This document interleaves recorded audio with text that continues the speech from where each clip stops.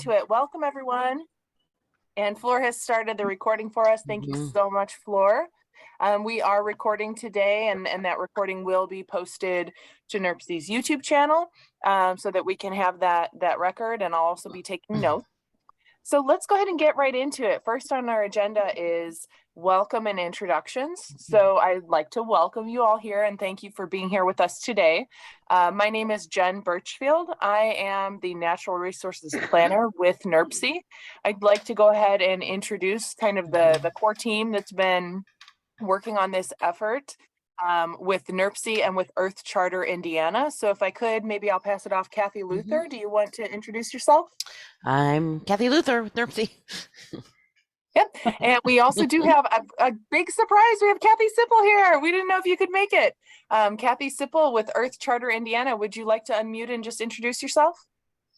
Sure. I'm the Senior Resiliency Coordinator, and I'm here just as an observer today because we really didn't have opportunity to plan in advance, but I appreciate Kathy and Jen taking the lead on this one. Thank you.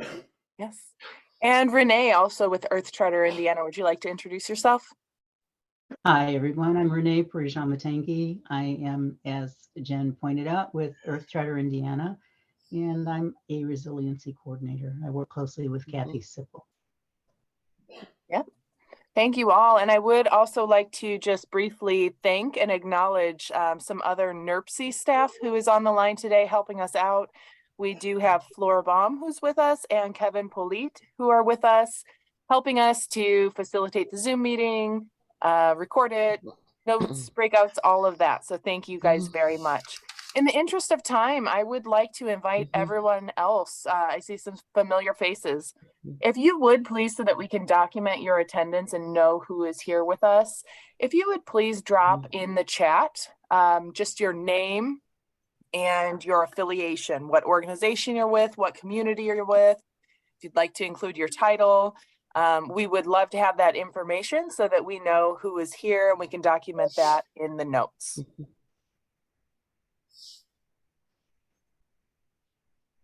Okay, so with that, we'd like to welcome you to, I believe this is our 7th meeting of this work group, the Climate Action Northwest Indiana Work Group.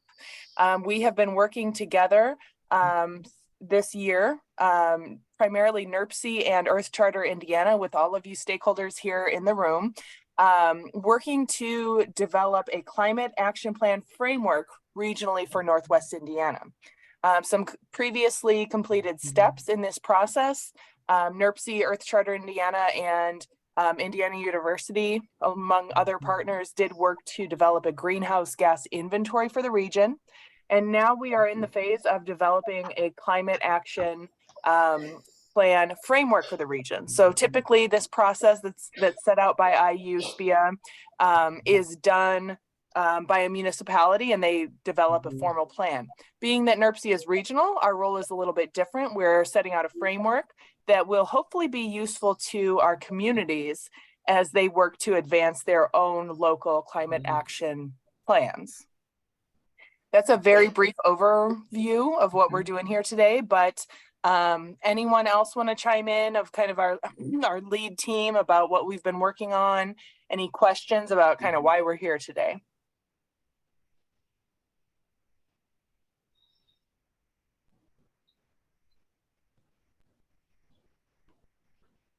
Okay, I do see a question in the chat. Is there a shareable link for the regional greenhouse gas inventory yet, or is it still being tweaked? Have had people ask. Okay, I'll make note of that, Kathy. Yeah, we can put it up. I keep messing with it. Okay. Yep, we've been continuing to tweak it and make it better, but we are in a position to have a link in that website. We can always continue to post revised drafts as we go forward. So, yep, I'll definitely follow up with you on that, Kathy. Thank you. Thank you. Okay, let's go ahead then. One other thing I did want to do under introductions. We do have a guest here today, Jenna Bunner, who is with Indiana University. And I did want to just take a moment, take 5 minutes to introduce her. We had a great conversation this week. Jenna is a graduate student in the Masters of Public Affairs program at Indiana University. She is working on a project that she would like to help this group and help NERC to either revise or Mhm. create a policy memo around environmental issues. Specifically, she's interested in climate policy. So with that, Jenna, if you don't mind, could I just ask you to introduce yourself and say just a couple of words about what it is you're working on? Mhm. Hi, my name's Jenna Bunner. I have been born and raised in Northwest Indiana. I actually went to Indiana University in Bloomington for my undergraduate, and then my graduate school I'm doing online and working full time. So I was assigned this project. It's not due for about a month, but I wanted to get a head start. So as Jennifer said, it's to revise or create a policy memo to help either a agency or department at like the county, state, or federal level to revise or create a policy memo.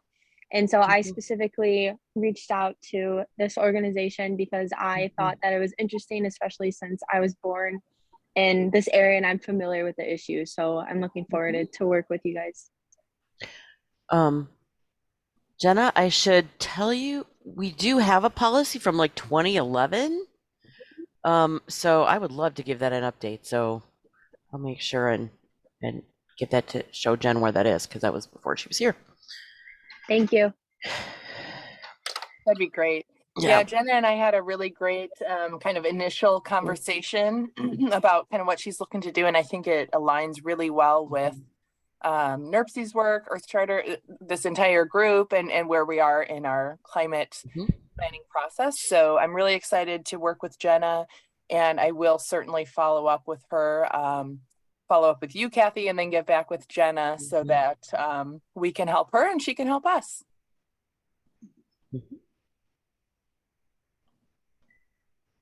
Okay, so let's go ahead and keep moving on our agenda here. We've been through welcome and introductions.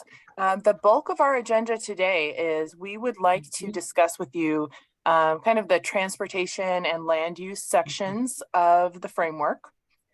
We will be having Kathy Luther with NERC present quite a bit about kind of our thinking and where we are in that process, but we want it to be interactive. So the second half of the meeting, then we will have two breakout groups where we will dive a little bit deeper and have some dialogue and get some feedback from this group and all of your knowledge and your ideas about those sections. So before we get into that, I did want to pause, and I don't want to put you on the spot, but Connie Wachala, I was hoping that you might be here, and I was wondering if you might give a little bit of an update. I know that you have had big news since our last meeting from the town of Highland on kind of your community level efforts and your sustainability commission. Did you want to just say a few words about what you've been working on and your progress? Sure. Thank you for giving me the opportunity. Yes, we asked we spent the last, the year of 2022 working on asking our council to establish a sustainability commission. We have a sustainability group. We've established it in 2020. So we've been working for a few years now and thought we were ready to, to establish a commission in the town that would be comprised of maybe some of our members at least. We weren't able to get a commission established, but at the very end of the year, on December 28th, they did pass a resolution that established us as an advisory associate partner to the town on sustainability issues. And what that has meant is that it's actually, it's almost as though we are a commission, because people have been contacting us about different, with questions or, to ask us about different projects. We've actually started several projects. Just the other day, we worked with our parks director and met on site with NIPSCO NiSource representative. I'm sorry, I'm not prepared to talk, so I'm struggling to remember names and everything. It's okay, and I apologize, Connie, for putting you on the spot. The NIPSCO representative, Steve Barker, who is in charge of their restoration, their native plant restoration. programs. So Parks and NIPSCO got together at the north end of our bike path, which is a very low, wet area. The Parks Department, when they mow it, their heavy machinery gets stuck there and sometimes have to be towed out of the muck. So we're looking to perhaps get a restoration on 1 acre of a much huger area alongside the bike path. So that's a big project that we're just starting to work on. But we have small projects too. Pumpkin Smash, for example, in the Saturday after Halloween, we just set that up with the Parks Department, where we'll encourage people to come and bring their jack-o'-lanterns and pumpkins and smash them against the side of a truck. So that, and then we take them to a farm where they'll be fed to animals, rather than putting pumpkins in the landfill. So we'll hope to make that a really fun event. And so, you know, we have about 20 members of our group. We're all working on these issues, and it's kind of exciting. Thank you so much, Connie, and I apologize for putting you on the spot, but you guys are doing such great work. I know you guys are really some of the leaders in Northwest Indiana, you know, doing this at the community level and making a lot of great progress. So we appreciate you being here and being put on the spot and filling us in. I love your event. I'm thinking like, yeah, Smashing Pumpkins. You guys should. Sounds great. Wait, that's a band. Oh yeah, and actually part of the event will have music playing by Smashing Pumpkins. Oh, that's awesome. That's awesome. Can't go wrong with that. I'm a 90s child, so you can't go wrong with that. Okay. Great. Thank you so much. So let's go ahead and keep moving then on our agenda. The bulk of our meeting today is that we wanted to chat with you about some regional transportation strategies as part of this plan, kind of give you an update on where NERPC is in this process and getting some of these plans adopted into our formal processes. So with that, I think if I can, I'll go ahead and introduce Kathy Luther, my boss, who's already introduced herself. I believe she's prepared a presentation for us. Are you ready to go, Kathy? Yes, here we go. So can you, I gotta share my screen. That would be very helpful in the big picture. Why isn't that a choice? Okay, I can't see the menu. Turn that off. Oh, there it is.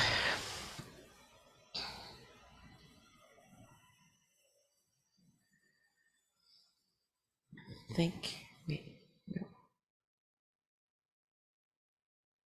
This one. Okay, you guys can see my screen, but I can't because you just jumped in front of it. Okay. So here we are. I wanted to go through a little bit of background on where we talked about last time, and also why we're focusing on transportation right now today. Last time we talked about more specific what's NERPC's role in this climate process, and how I would like to fit it in with our overall continuous planning cycle that we have to engage in as a metropolitan planning organization. So we have a cycle. We have a new comprehensive or long-range transportation plan we need to complete by the end of June of this year. And then we spend a couple years trying to implement the strategies in the or get them started. They keep implementing the old ones too. In that long-range transportation plan, and measuring results and analyzing it. And then we come back around again in 26 and 27. We'll be doing a new plan. So this, and as we've said all along, that this climate action framework would include the climate action plan for transportation for the region, and that we would build it into our 2050 plus plan. So turns out that timeline has hijacked us. But anyway, I'd like to get a rotation where in the in-between years, we'll work on the vulnerability and resiliency in between working on the emissions. So we'll always be doing something on the topic as we go along. So recently I realized that the Metropolitan Transportation Plan schedule for 2050 plus has sort of snuck up on us. A lot of us realize that. And it's a little bit going to hijack this greater framework because I really want to make sure we have a strong component in this plan. So that has to be completed and adopted by June 30th. Commission is meeting May 18th. We have to have a 30-day public comment period, and plus the federal and state agencies have to review that. So we really only have a few weeks to finish and get at least a really strong transportation element in this, which has caused me to go down a lot of rabbit holes, and I'm going to show you what I found in some of them. So as we said, we talked about transportation as a component of regional, but just a brief overview of our overall emissions of 54.5 metric tons per year of our 3-county area. Transportation to mobile source is about 9%. I think in some earlier versions we had it at 12%. But I think we had some of the freight rail stuff flipped around. So so it is the third largest target, and if we look at the big picture, it's the largest target that we as residents and we as local governments can have some influence on going forward. And the one that will obviously be important in a long-range transportation plan.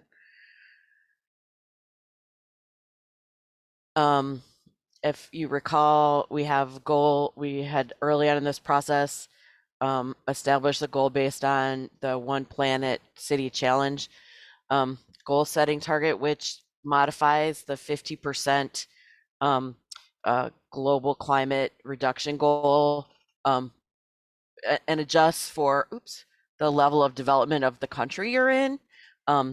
This method I like it because it means it's the same with all the cities doing climate planning in the United States, right? It puts us on a level playing field with our across the country. And it has kind of not as much, it's not very data demanding as far as figuring out a lot of economic data. So by 2030, we would want to reduce our emissions from 12.8 tons per person to 4.7 tons per person.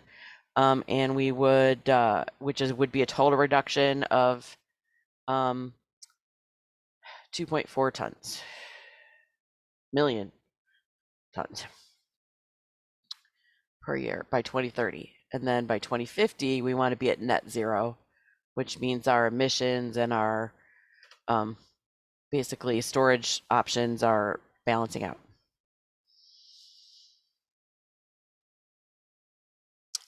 So then to transportation, I don't know if you guys can see those numbers, but when I broke the transportation and mobile source category down a little further, you can see where that puts us on road vehicle transportation for gasoline engines is about 70% of that. So in general, so the on-road gasoline vehicles include, single occupancy cars. It includes motorcycles. It includes light duty trucks.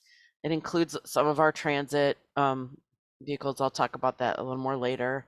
But that's by far I keep hitting the wrong button. The greatest percentage of our emissions in the transportation category. The second next one then would be the diesel section of the on-road vehicles, which is mostly going to fall in kind of freight trucks, right? There's some passenger diesel vehicles, but in general, for practical purposes, in thinking of measures to reduce emissions, it seems reasonable to think of diesel as either freight or garbage trucks and snowplows and other municipal fleet vehicles.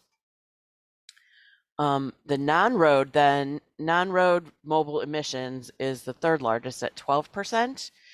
That is an interesting category. It's big things that you don't drive on the road. So think construction equipment like pavement rollers, and think like the big disc harvesters that farmers might use, and tractors, and also large stationary cranes that might have a big engine but they don't really ride around, although most of those are going to be captured in the industry. But so some of these non-road mobile may be captured in some of our industrial emissions, but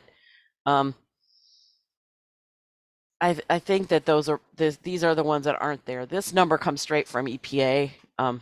I did not attempt to model that. So then commuter rail, that's NICD. Actually, I meant to take that out because that's actually redundant because it's already in the commercial electricity use. And aviation is a small fraction of the tons, and marinas as well is a small fraction. I'm hoping to still put some numbers together on maritime shipping, but I haven't pulled those together yet. But altogether, the aviation, marinas, and transit, it's less than 1% of all of the sources. So if the top 3 are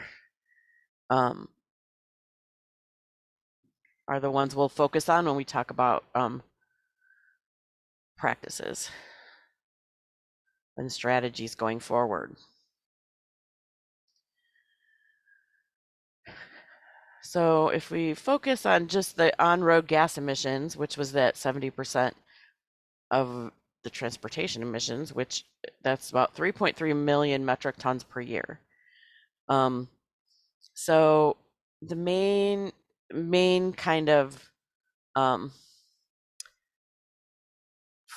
leverages that we have across over the on-road carbon emissions or greenhouse gas emissions is really the vehicle miles traveled. How many miles are we driving, our vehicles driving in our region? 2 is what kind of fuel are those vehicles using? And 3 is what is the breakdown of the vehicles. So, or not broken down vehicles, but the breakdown of what kind of vehicles they are. We do model emissions already for the criteria pollutants like ozone and particulate. So we use the same fleet mix for the ICLEI ClearPath model that we use for our pollution, air pollution model. But I do not have emissions yet from our new traffic model. So I just use the fleet mix and the vehicle miles traveled we had from the new model, but the emissions have not been run for the greenhouse gases yet. I'm hoping to still get that worked in, but at this point we're using the ClearPath system to calculate the emissions. So how do we leverage how do we get vehicles miles traveled reduced? That could be getting out of your car, walking to school, walking to the store. It could mean getting out of your car and taking transit. It could mean biking. It could mean, that's basically what we mean. We say reducing vehicle miles traveled. One interesting thing I don't know is like all the models are for transportation and travel demand are considering 2020 an outlier, when a lot of people stayed home. But I think that it'd be interesting to see. I think there's a five-year delay maybe before, probably 10 years before we update the travel demand model again. 5 years we'll tweak it, but a major overhaul wouldn't happen for at least 10 years.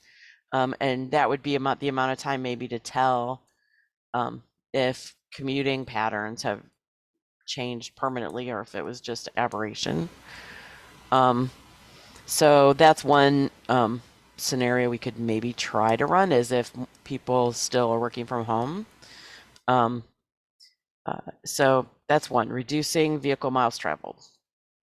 And then also the complication is if more of us stayed home and didn't drive, but more of us, I myself, ordered more stuff from Amazon. So maybe do the Amazon vehicles outweigh the passenger vehicles?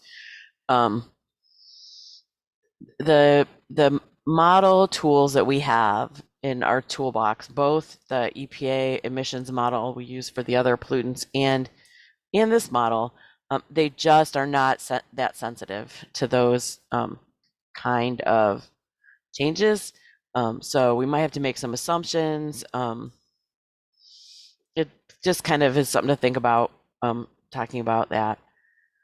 So the other, the next thing to talk about is changing the fuel type of the vehicles in our fleet.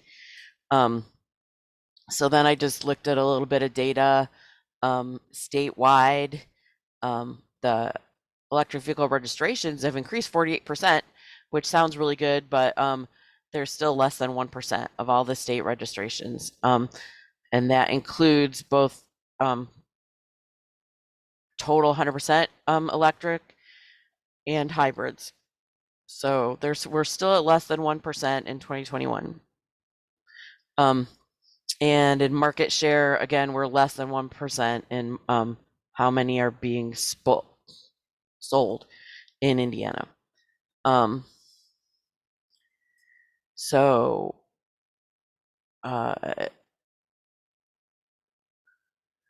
it's going to take some heavy lifting. This is one where I have a plug-in hybrid, and I was driving around with some friends last weekend, and they were really kind of hammering me with questions about, well, when are electric vehicles going to stop exploding? When are they going to be this? So, so I think it's there was a study, Duke Energy did a study on EV market levels, and we really need to get to 80% electric vehicles in the market to get to the GHG, well, 95% actually, to get to 80% greenhouse gas reduction from transportation. So to get 80% reduction, we need 95% adoption of electric vehicles for passenger and light duty trucks. So that's extremely aggressive and seems unlikely. I'm not even sure how you would get there. So so one of the groups will be tasked with ideas about that. And I would say that in addition to the passenger vehicles, at the freight and kind of construction equipment level and garbage trucks and so forth, electric really isn't there yet. It's not, the technology is not really great. There are other options right now: compressed natural gas and propane, that would have lower carbon emissions than diesel or gasoline. And then there is work, a lot of work and a lot of investment going to be going into creating a hydrogen fuel hub in Northwest Indiana. So that but that's still really at the research stage. So it's not here yet either. Does anybody have questions about the on-road gasoline emissions? I'm And throwing out a lot of numbers. I will chime in that we do have plenty of time in the agenda for questions and answer here. Mhm. So chime in. You can put your Mhm. questions in the chat, or you can unmute and ask your questions.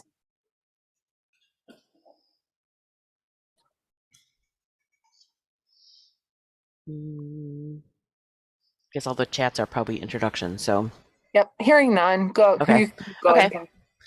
I feel like I'm talking really fast because I know I'm tripping over my tongue. So I'm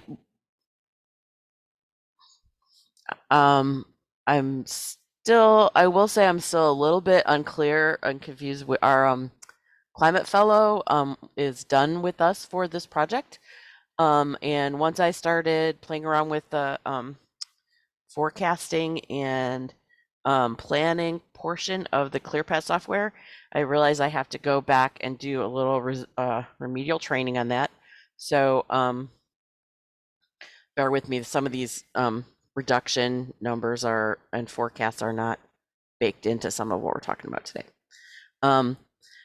Anyway, so looking at the vehicle emissions, I wanted to look and see what the transit we have now is gaining us, because the vehicle miles traveled lumps all of them together. The transit vehicles are already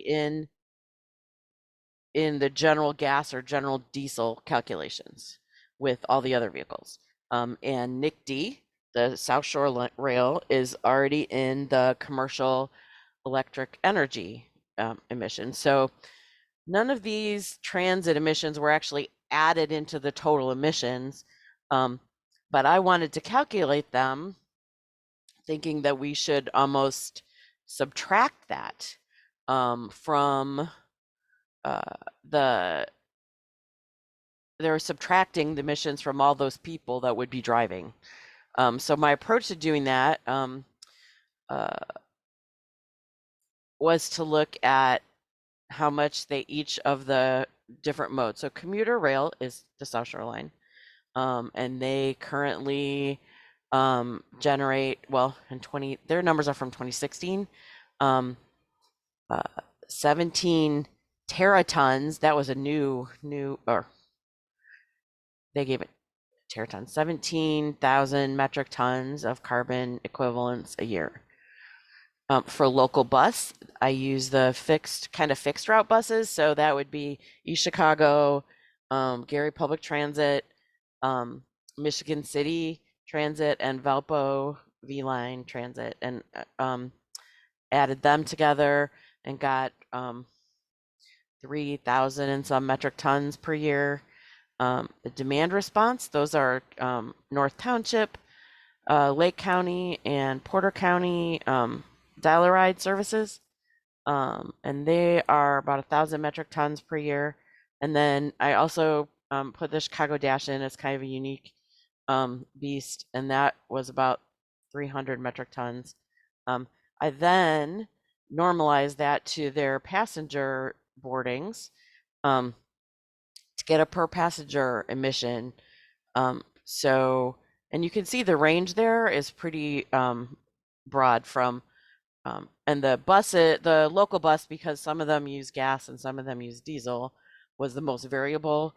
But they range from 3 to 6.5 pounds per passenger per year based on 2017 information. NICD is about 10.8 pounds of CO2 per passenger per year. The demand response is 17. It's less efficient to run people around in the transit in that kind of non-route manner. And then the commuter bus, that's the Chicago Dash. So that is does not have a lot of stops, and it's a one-way route, but it is they're a diesel vehicle, so they came out at 4 tons per passenger. So in essence, those are all emissions. We don't want to double count them, but they're emissions that are happening and moving more people than individual cars. I tried to give that an impact by multiplying the passenger, thinking the passengers. So I came up with 21,000 metric tons of reduced CO2 from our current transit system.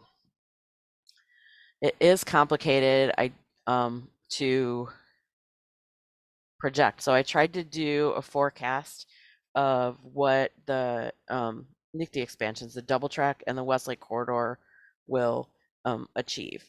They will reduce overall vehicle miles traveled. This is based on their environmental impact statements from their projects. So I did not calculate this because, man, I went down a few rabbit holes in there to figure that out. But they came up with a 0.6% reduction in vehicle miles traveled for the whole region. So, which would reduce the CO2e from this gas vehicle category by 21 tons per year,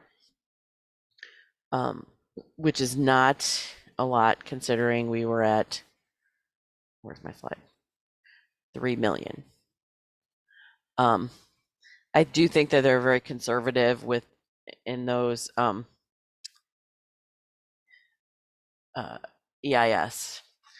But at the same time, they're going to run a lot more trains. So they're going to increase, NICTE as a whole would increase their carbon emissions by 12,000 tons. So it's not an easy it's not an easy calculation. But there's a lot of other benefits from just less traffic. There's safety benefits and other benefits. So the fact that this isn't necessarily a net, it's still a net, well, it's not a net benefit, but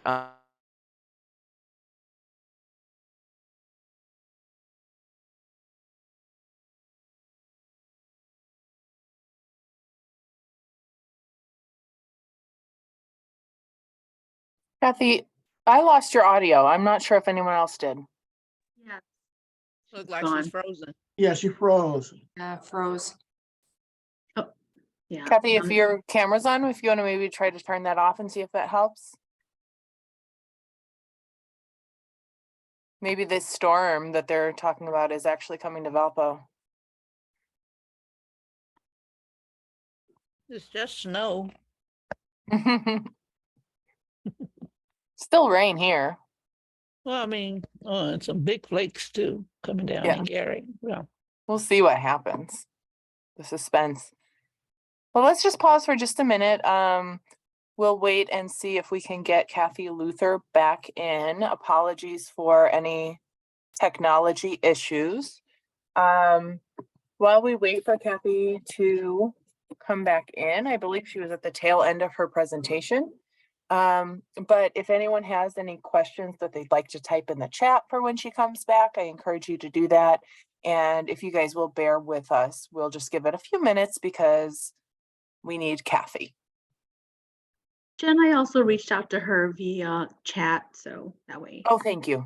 Mhm.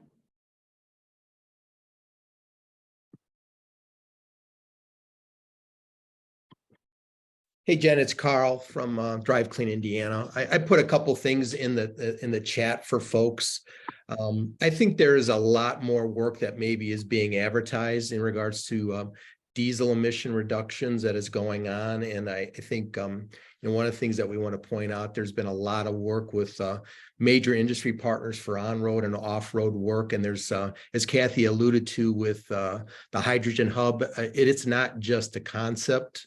There is a lot of thought, a lot of opportunities that we think that will be coming to fruition, and some of the things that we have not been able to share because of non-disclosure agreements with various partners, but it does affect literally everyone on this call and our entire area. So there is lot of things going on with many of the industry partners. In regards to the electric vehicles, I will tell you that we, with our Drive Clean Indiana and our Green Fleet program, working with the state, and I can announce today that there is a new program that enables us to talk about everything electric. It's just called, and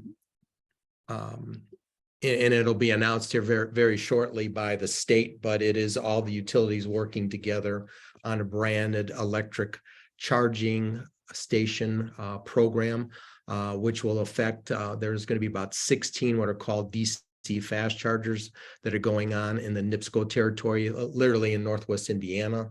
There's workplace charging. So there is just and I think David Wright would agree with this also too, with the announcement of the Gary Transit buses. So a lot of great emission reduction activities going on with and around Northwest Indiana. So I think how we capture a lot of these diesel emissions, as Kathy has done. I think using the right calculators, or utilizing the right tools. We take most of our lead from EPA and also Department of Energy, while some of these other models are with ICLEI and some of the other tools from Department of Transportation. So I think one of the things that we can agree on, things are getting tremendously better. I think from a ESG perspective, major industry partners, us as consumers, we're getting smarter and more prone to utilizing more efficient modes of transportation and mobility. So I think what we'll see once we do agree on our numbers, as a region, I think what you'll see is that the way we're modeling the regulations have gotten tighter, but air quality continues to get better in Northwest Indiana. And just excited about all these projects that are really going on in the background that are going to make our area just a lot more resilient to all the alternative fuels. So that's just it. It's just some comments, and I appreciate everybody's great work that's going on with this, because I think this is something that we need to be done, but we all need to agree on those numbers, need to agree on how we arrived at those numbers, and just know that it's not perfect.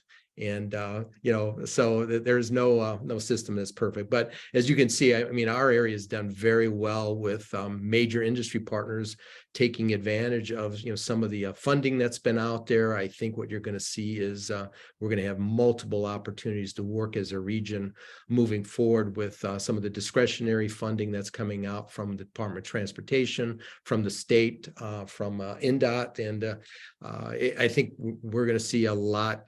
These numbers are going to improve tremendously from a vehicle perspective. So that's it. So thank you for the opportunity just to make those comments, Jen. Thank you so much, Carl. We appreciate that. I'll definitely reflect all of that in the notes and get that information back so we get it incorporated into the drafts and into the plans. Seeing a couple of other comments in the chat, and I might go ahead and just text Kathy here on the side to see if we can get her back in to finish her presentation. If not, we'll keep moving. We'll roll with it. Let's see. I do see an announcement in the chat that the registration deadline for an environmental education opportunity in Crown Point is March 10th. Kathy, I know that was your comment. Do you want to unmute and tell us a little bit about that? Sure, I'd be happy to. Sorry, I was just trying to fill up some time while we were waiting for Kathy. Yeah. Yeah, it's called Permaculture Design Certification. And we have a teacher who teaches permaculture at Indiana University, Rhonda Baird, who will be driving up from Bloomington to offer that training here. The other option for people, if they wanted to take that 72-hour design certification training, would be to have to do the reverse drive to Bloomington on 6 different weekends or somewhere else out of state. So just the time driving and overnight stays and all that can really add up. So it will never be any closer or more affordable than taking it in your own backyard. So Molly DeVore wrote a nice article about it. And I think some of the underlying skills that people would glean from attending that training would really help us to be, speaking on the same page when we're trying to design complex solutions around, climate and environment and that kind of thing. So whether you personally have an interest or if you'd be willing to just share on your social media feed, it would really help us. We're just like 1 or 2 people away from having the minimum needed to make sure the course runs. So again, it's the first time it's ever been offered here. I'd really like to make sure that that it's a go. And then is it okay just to roll into my other announcement? If Kathy comes back, let me know because I can stop at any time. Okay. I think I've mentioned this on previous meetings, but it's just a little bit more real as we're in 2023 and the clock keeps ticking. But Earth Charter Indiana has confirmed that their 8th annual Climate Leadership Summit will be held in our region for the first time ever. And that will be Friday, September 8th at IUN in Gary. And so Jim Poyser, who is my boss at Earth Charter Indiana, is the one to talk to about more information regarding that. If you'd like to be a presenter or a sponsor or just curious about, what role you might play, you can certainly reach out to me, but that's really, his thing.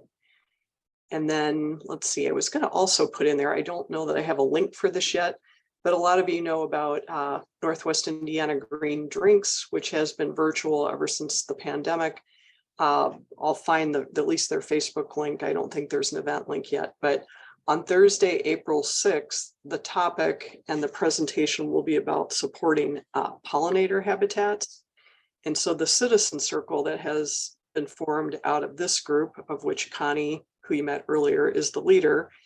Kathy Perrin, who's also on this, me, Renee, and several others, we convened outside of this large group and talked about how the citizens will, engage with this project this summer with the IU Climate Fellow that we have been appointed. So we do have a climate fellow who will be beginning in April and will have through August.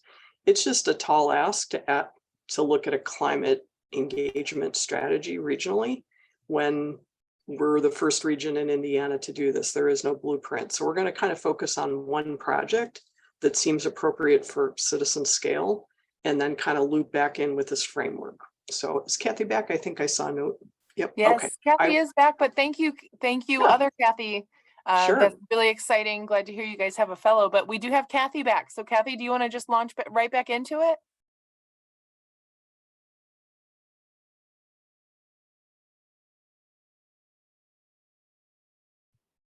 She might be muted. Kathy, are you Kathy, muted? you are muted.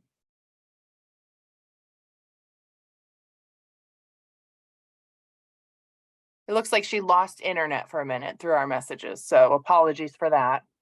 Maybe the storm's really coming after all.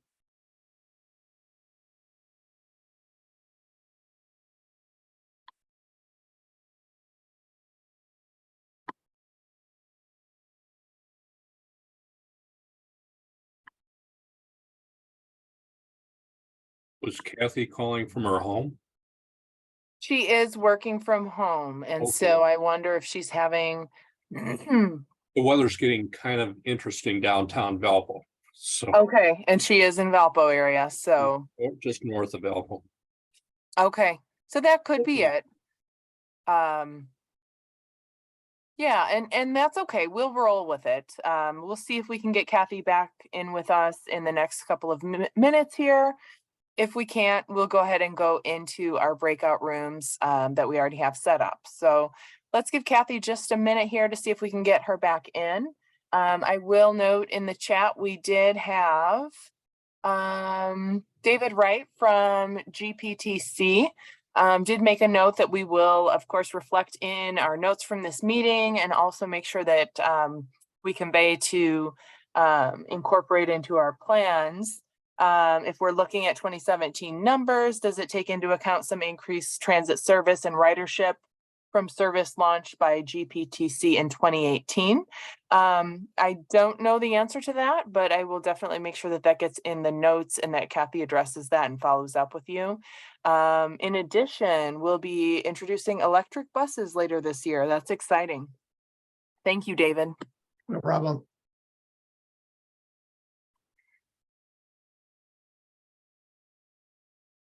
Just giving it a minute to keep looking for Kathy if anyone else has questions. Otherwise, we will keep rolling. Technology happens, so we'll keep rolling with it. So maybe I will go ahead then, guys, and while we wait to see if Kathy's able to make it back in with us, the dreaded internet failure, what I'll do then is go ahead and kind of outline to you how we envision our breakout sessions and discussion working for this session. I believe Kathy did make it through the bulk of her presentation. She's done a lot of work to kind of look at this transportation section. But we have envisioned a couple of breakout sessions that this group can join and provide some additional input, brainstorming, thoughts, all of the knowledge that we have here on this section. So we have envisioned 2 different breakout groups. I will say that Renee, who is here, has offered to be in the group with Kathy Luther. So hopefully if she can't make it back in, Renee can help to facilitate that group. The 2 groups are that one group we're envisioning staying here in this main session with me. And that group will focus on, as Kathy kind of laid out and set the stage for, ways to get people to drive less, ways to get people to get out of their cars, fewer vehicle miles traveled, more walkable communities and whatnot. That will be one group that will stay here in this main room with me. I've kind of titled that as Drive Less. That's the group. The other group that we will be breaking out to for discussion is ways to get people and businesses and municipalities and whatever stakeholders to move to lower or no carbon vehicles and equipment. We had envisioned that group being with Kathy Luther. However, she's in the eye of the storm and not able to rejoin us. I believe that Renee did say she'd be able to be in that room as well. So I have called that reduce carbon in the breakout rooms. So I do have those breakout rooms set up. We'll give it a couple minutes. We had a couple minutes here on the agenda. We'll see if Kathy can rejoin us. But basically the way that we envision this working is we will have 2 separate discussion groups. One group will stay here with me in this main group to talk about ways to get people to drive less or to get people to need to drive less. The other group, when we open that up, will be called carbon reduction, and that is looking more at strategies to transition businesses, residents, what have you, different stakeholder groups to lower carbon or no carbon technologies. So we've kind of set the stage there. Does anyone have any questions about those groups? We have a question in the chat. We'll put you on the spot. Carl, would you be willing to help Renee if we can't get Kathy Luther back? Sure, no problem. Okay. I have a stop dead at 2:30. Okay, we can work with that. Absolutely. Okay, let me go ahead and I'm going to post a couple of links to our Jamboards in the chat. We have a question from Renee. If we could post the no carbon, reduce carbon Jamboard link. I'm posting that right here, Renee. So if you could copy that, and when you go into your breakout room, share that with your partners who are in the room. I will also go ahead and thank you all so much for sticking with us since we've lost our fearless leader, Kathy. Let's see. The other group that will stay with me, ways to get people to drive less, ways to reduce miles traveled. I'm putting a Jamboard link for that group here. Let me go ahead and add the title.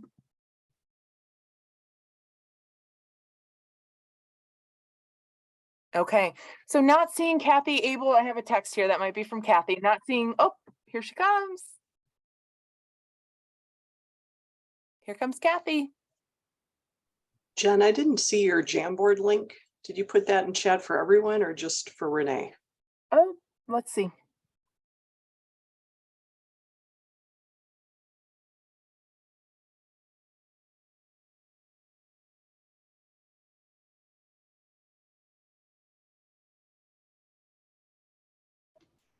I actually don't see it either, Jen. Okay, I'm back and I may have stable internet.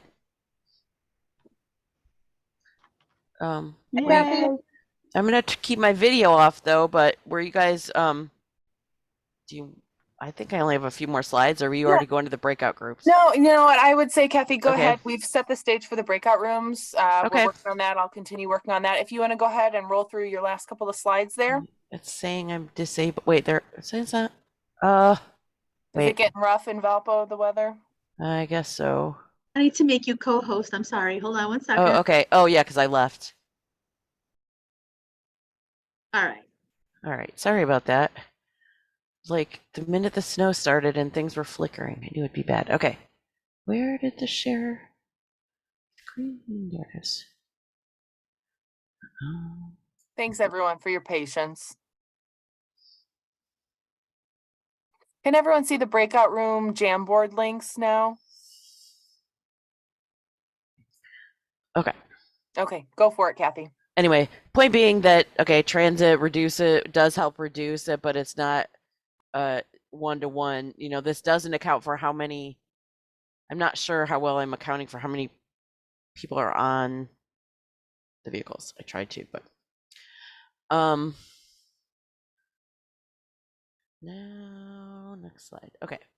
Then the other category that I think we could have some impact on, but limited at the local level, is non-road emissions that we talked about. In this category, the diesel is far and above the biggest fuel being used, but there is some CNG and some gasoline as well. So the work we're doing to try to make it more CNG available is, I think, gonna help in that arena. And then I've also showed, we don't really have this locally, but nationally, the 3 categories fall out with about half in about a quarter in agriculture, about a third in construction equipment, and then another 50% is other. So I'm not exactly sure what that is. Might be like Steve Door kind of stuff at the port. And cranes and stuff at the mills. I'm not, well, not at the mills, but so that's the other, that's a fairly big category for us. But it's really going to be in the, mostly in the commercial sector, with the exception of if local governments have construction or road equipment. Well, no, road repairing equipment, I should say.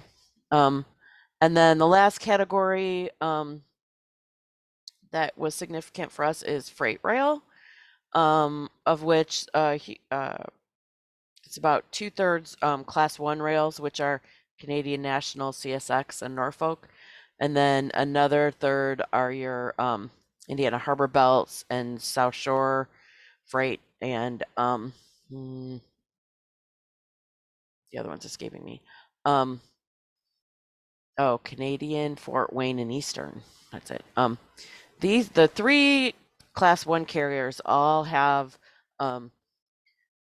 fairly robust sustainability plans and carbon reduction plans, with reduction targets set mostly for 2030 or 2035. I have not 100% figured out how to apply those to our emission predictions, but that is one of the other rabbit holes I went down before this meeting, because and then you have to, some of them are happening faster and some of them are happening slower, and the hydrogen hub may or may not be a future player. Right now, I think this is primarily going to compress natural gas. But they're also reducing their CO2e in other ways by reducing idling. Like there's a plan for Indiana Harbor Belt, for example, to which is in the class 3, which I didn't talk about. They're gonna be working on anti-idling measures. So some of those we'll have to build into our reduction scenario or our lower scenario, but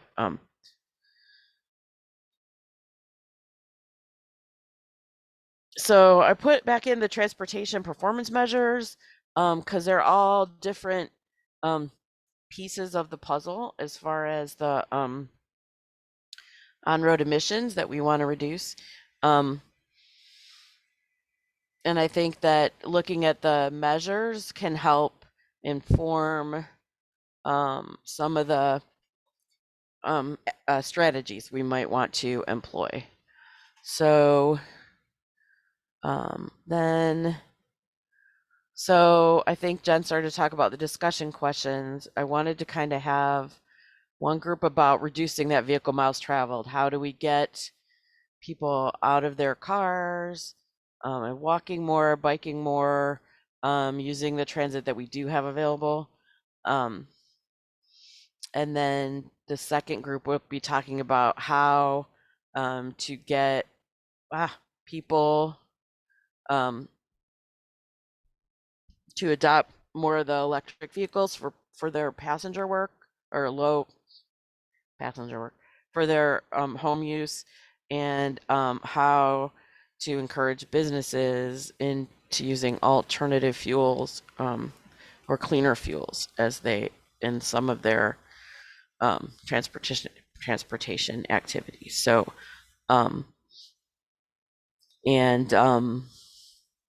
so those are the two groups, and a lot of it is maybe brainstorming, and I think we have experts on the call in both of these areas. Changing behavior is hard, but so is adopting new technology. So and there's a lot going on in the EV infrastructure area. It's unclear whether that'll buy us the 95% adoption. It seems unlikely that we would need to get an 80% emission reduction from that sector. But the more we can, the more we can. So I think that is, and then also the vehicles will benefit from the reductions at the NIPSCO level. So that is all I had. See, it was like 2 more slides. Yep. We're good. We're in good shape. I would even say if Okay. anyone has any other pressing questions for Kathy that you would like to present before we go into our breakout rooms, I would welcome that now.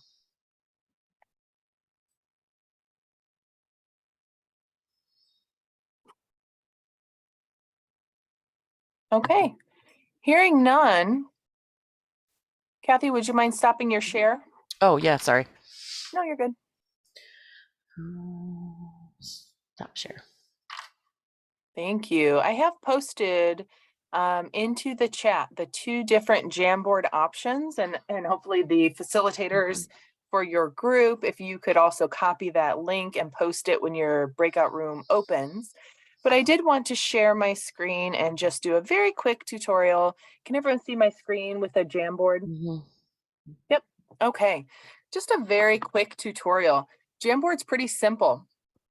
So we have some sample stickies here where if you have a thought, you can articulate it here.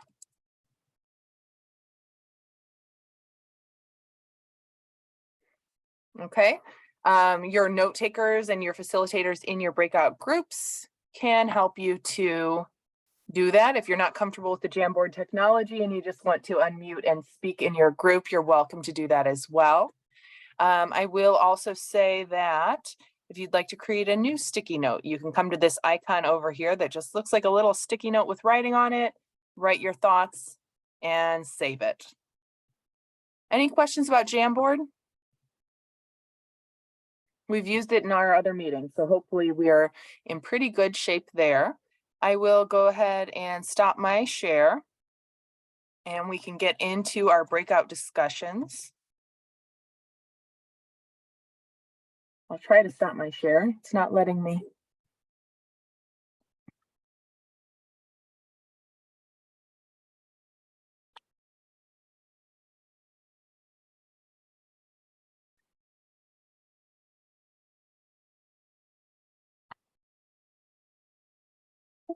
Bear with me, folks. I don't know why it's not letting me stop my share. Okay, here we go.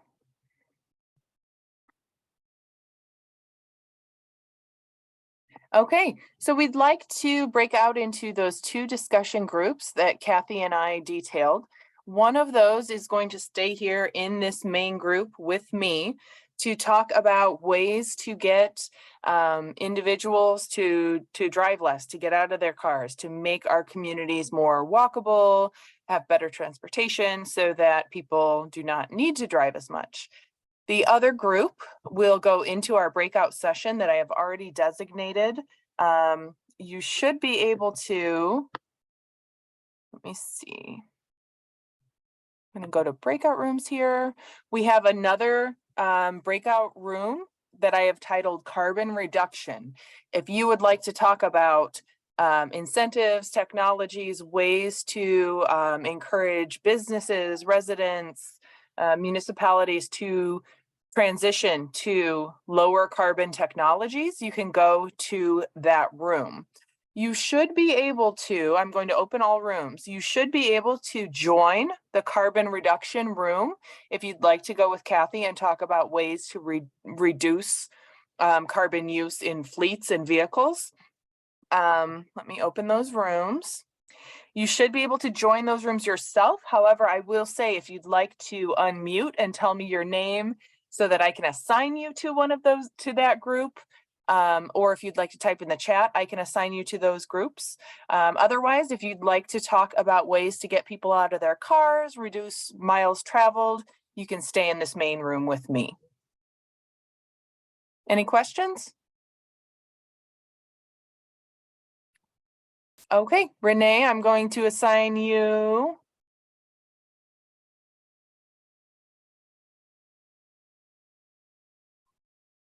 Yep. Anyone else who would like to go to the carbon reduction room, the one that's going to be talking about ways to transition to lower carbon technology? Can you send me to the carbon reduction room? That's Catherine Catherine? Perrin. Catherine Yep. Perrin. Will Thank do. you. Doing that right now. Thank you. Should I already be there? Nope. Oh. I'm sending you right there now, boss. Okay. That was quite existential. Always.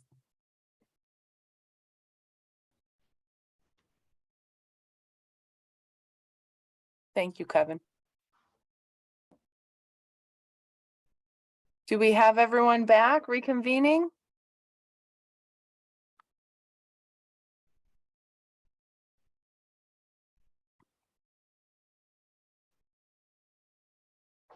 Kathy, are you here with us? Kathy Luther? Yeah, sorry, I'm muted. Oh, that's okay. I hope I didn't cut you guys off from a juicy conversation. Nope, it was only me trying to pick on someone to be a spokesperson Okay. that you cut off. So now somebody's gonna have to volunteer themselves. Okay. Anyone want to volunteer themselves? Maybe we can go right into your group, Kathy, reporting out. Does anyone want to volunteer to be the spokesperson for your group? Oh, I'll go ahead and volunteer. I was taking Great. notes. So, I mean, there were just, it was a really, really good discussion with a lot of really meat and added by, as we had experts in the room. Some of the ideas that were floated were looking at fleet turnaround time for the transit supply chain, preparing local communities to develop appropriate related ordinances, education around electric vehicle boot camp events at NERC, partnering with Drive Clean, laying out competitive advantages to incentivize businesses to consider what the transition would be, looking at the ROI. and to motivate them to make the changes, because expense seems to be a big barrier. One of the ideas that was presented that I really liked was the notion that employers could issue a credit toward public transportation to individual employees within their benefit package. I think that's huge. I actually worked for a company in Chicago that did that, and it did motivate a lot of people to use the trains or public transit rather than to drive in, because it saves a lot of money to do that. Offering price incentives for making changes or for choosing like to modify certain behaviors.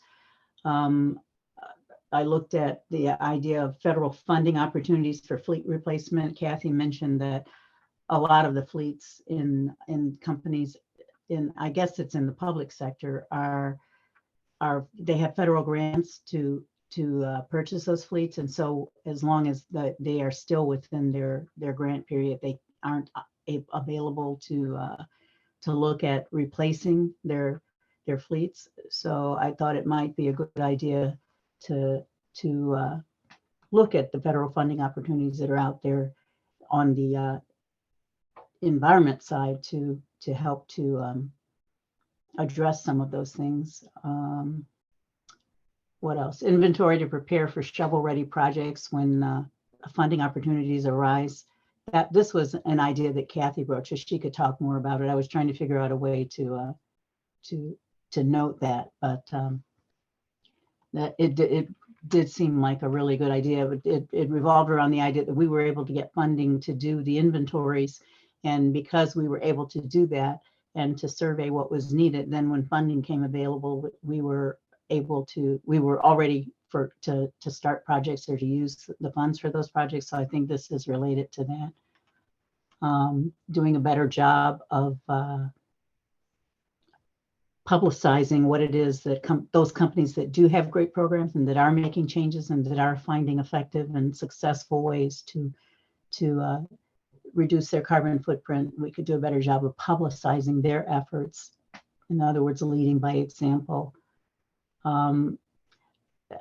Somebody suggested, was it Kevin, that we could think about having kids return to having them ride or to walk or bike to school if they don't take the bus, because parents driving their kids to school is a huge part of rush hour traffic in the mornings.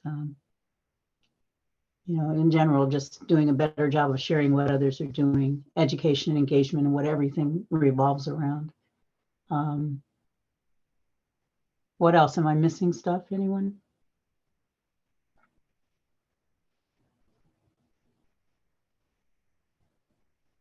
I couldn't have been that thorough. Maybe you were. Anyone else from that group want to chime in or elaborate, or any questions for that group? I will say in our group, we did have quite a bit of talk as well about getting kids and families to walk or bike to school. So that's kind of a cross-pollination there, that we both had that idea. That's pretty cool. I was just gonna say, I don't, and if you said this Renee already, but people maybe 10 years ago who tried some of the new fuels and before the technology was as good as it is now, maybe have bad feelings. So how to oh yeah, myth busting. Kind of, and writing more white papers and case studies for them to understand how things have gotten better. Yeah, I was curious about the Mythbusters. That's cool. Yeah, because like the early hybrids, there were reports that the electric components exploded. They got too hot, and there were some incidents like that. It's really not an issue anymore, but people still have those fears. Yeah.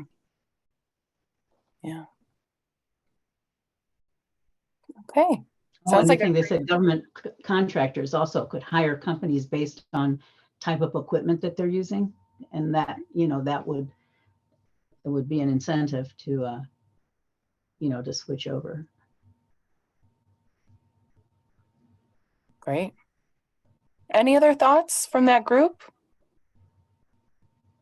Looks like it was a really robust discussion, and we'll make sure to get it incorporated into our notes. Do you have the ability to save the Jamboard from that Yes. session? Okay, Yes, great. definitely. Yep, I'll have this saved. I can share it with you directly, and I usually incorporate a screenshot of the Jamboard into the notes. I usually just do a little bit of tweaking to make sure that everything's legible. Right. But yes, I will definitely share the Jamboard in the notes. That's really useful for the notes, just seeing what people said in their own words. Right. Okay, with that, I will stop the share from your group. I did not have any enthusiastic volunteers in the other group to report out for us. So I would make one last call if folks would like to report out from the ways to get people to drive less group. I would encourage anyone to be our spokesperson. Let me pull up our Jamboard. And if nobody else wants to chime in to speak up on reporting out for us, I suppose I can kind of walk us through it. We had a very robust discussion as well, kind of starting over here. We had some ideas populated regarding transit, making it more visible and making it more frequent so that people don't have to, someone elaborated on that, make public transit so regular that I don't have to look at a schedule. We had last mile transit improvements. We talked quite a bit about bike share, better sidewalks, businesses closer to the streets. We had some great ideas about low cost delineators in areas where people might not feel that the bike paths are safe if they're right along the street. Some different low cost technologies that might delineate those bike paths so that they can feel a little bit safer. I will add here, guys, to my group, anyone chime in if you have anything to elaborate on. We had some great discussion around the concept of 15-minute cities, which is basically the idea that people should be able to walk or bike to certain destinations from their home within a designated amount of time, something that NERC definitely promotes. We talked about cities not being designed around cars by default. Let's see. This was an interesting one. People have heard comments that public transport diminishes the value of a city or of the housing, and really just that this notion is false. In Chicago, in other urban areas, these things are seen as an asset to property value. Studies do indicate that, and we had someone actually post a link to a study that indicates that. Let's see. More bike paths, definitely, that are better connected. We did have some discussion around what I think Kathy in her presentation had mentioned, you know, Amazon, UPS delivery, things of that nature, and making sure that those routes are designed with the least amount of driving and designed efficiently. We talked about encouraging businesses to have hybrid work schedules if possible to reduce the amount of times that people are making the commute to work.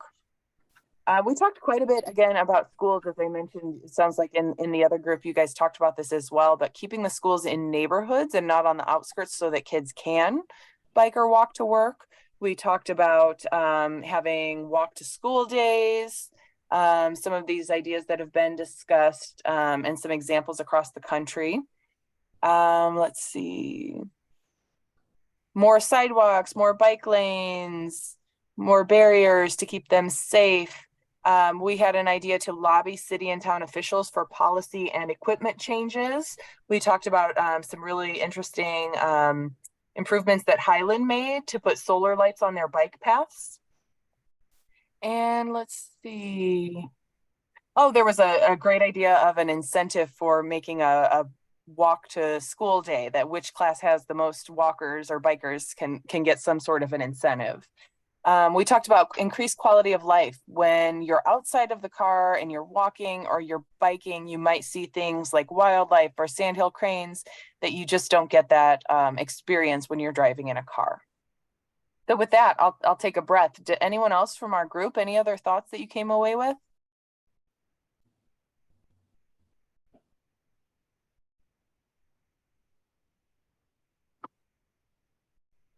Any thoughts from the rest of the group on any of these ideas?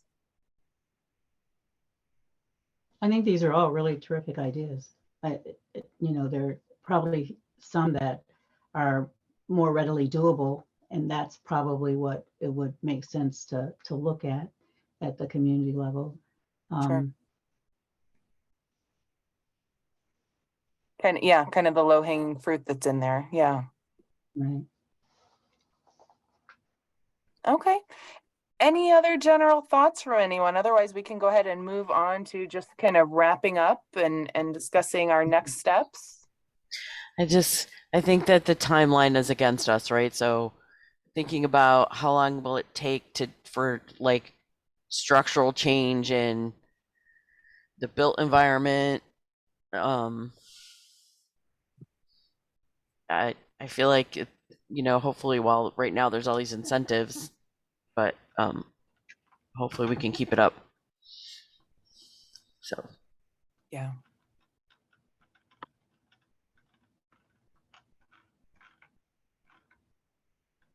Okay, well, we're coming to the close of our meeting.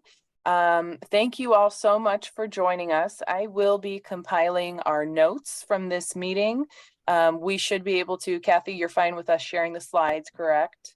And we always do share the recording to NERPC's YouTube channel. So look for that in the coming week. I will be sharing the notes from this meeting, including screenshots of the Jamboard. I know that Kathy and I will be considering all of this fantastic feedback and ideas as we continue to refine the document.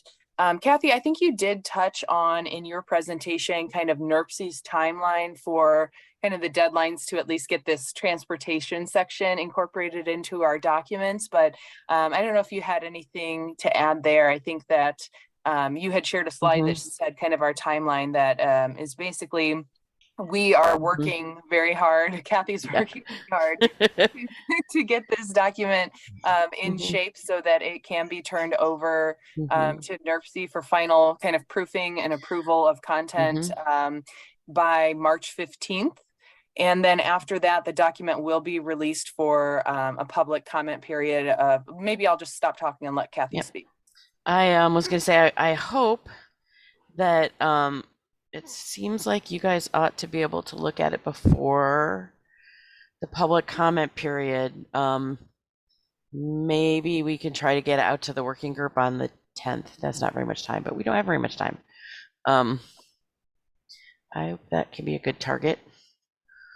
If I can, not answer my phone next week. Yes. No. I won't call you. No, yeah, you can. You can call me. So we will try very hard to do that. Get it out to the working group before the public comment period, but at least this section, I can't be responsible for the rest of the document. And a lot of the things a really thing I hope that people realize too, a lot of the things we talk about here have been, we've been trying to emphasize that at NERPC since the 2040 plan. We want walkable, bikeable places that are safe, and we want more transit and people to want to take transit. So some of this is already in the plan. It's just highlighting that it has carbon benefits as well, and that because of the climate change, we really need to, maybe put a little level of urgency on it that we haven't had. So, yeah. And this isn't the final of the overall document or our process here as a group. This is just us, taking advantage and getting this into the formal NERPC documents. Especially the transportation related sections. Okay, 1 minute left. Any questions, comment? I'll still be here, so we're not going to kick you out, but any other questions, comments? I have one comment. I want to address that, looking at the low hanging fruit, because, we do have a time limits, but I also want to say that some things that seem structurally impossible to do quickly we still need to think about them. So for example, having schools in neighborhoods rather than far away from students. It's an issue now too, because for example, Hammond closed their high schools just recently. I think 2 years ago. They merged 3 high schools, 3 neighborhood high schools to a centrally located one huge high school, a new building. So, mentioning the, keeping our schools and neighborhoods, it might be impossible to change some of that, but it might be necessary to say it so that school boards and school administrators are not thinking that that's a sustainable thing to do. Yeah, we could at least maybe stop going the wrong direction as fast as we have been. Mhm. That's a good point. Yeah. Thank you. Thanks, Connie. Yes, thank you, Connie. Any other thoughts?